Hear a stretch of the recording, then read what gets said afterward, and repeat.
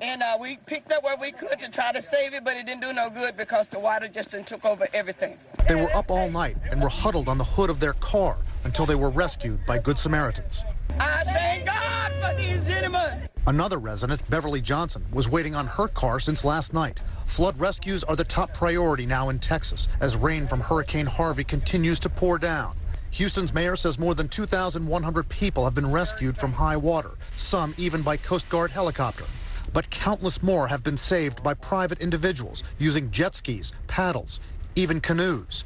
Rescued families carrying what little they can with their most precious valuables in plastic bags. How much water is in your house? About 7 feet, maybe? This comparison by the New York Times shows how deep the water is just west of downtown Houston. On the left is a normal day, and on the right is the flooding now.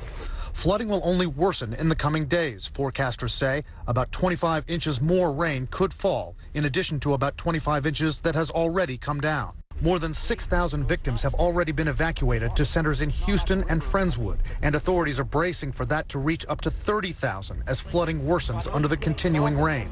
We're going to have to leave because it's just too much water. Overnight, authorities made an excruciating choice, intentionally releasing water from 2 dams in West Houston because they're so full. If they don't do it, let's say they hold back the water and it builds up, and then it will be forced, it will go around Annex, and the situation would be exponentially worse.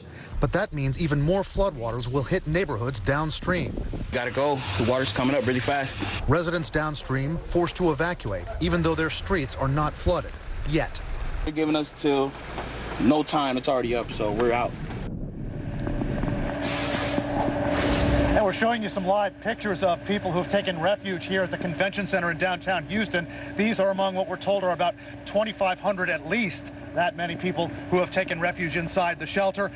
We now have 6 confirmed deaths from the storm just in Harris County, 7 total from the hurricane, Brianna. And I can tell you, having been in those neighborhoods, the really heavily flooded neighborhoods, the death toll could easily rise given how difficult it was that we witnessed, how difficult it was for people in airboats or any kind of watercraft just to get to those houses.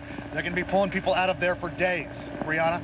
That's right. So much ahead of these first responders. Brian Todd in Houston, thank you for that. And as we wait to hear from President Trump, we're joined now by our political panel to talk about the president's very busy weekend and also what he has ahead of him as he addresses this natural disaster. Bill Kristol, you look at the president heading tomorrow to this disaster zone, or really getting as close to it as he can. This is a test for a president when you're talking about this. What do you think about the response so far of President Trump and of his administration?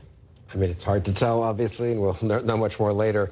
I do think one thing to remember is that John Kelly, the very capable chief of staff, was Secretary of Homeland Security before becoming chief of staff, and FEMA, the Federal Emergency Management Administration, is part of Homeland Security. So John Kelly knows more about this than a typical White House chief of staff, and he was a 4-star Marine general and is probably pretty good at making sure things get organized and happen on time. Obviously, state and local government have the biggest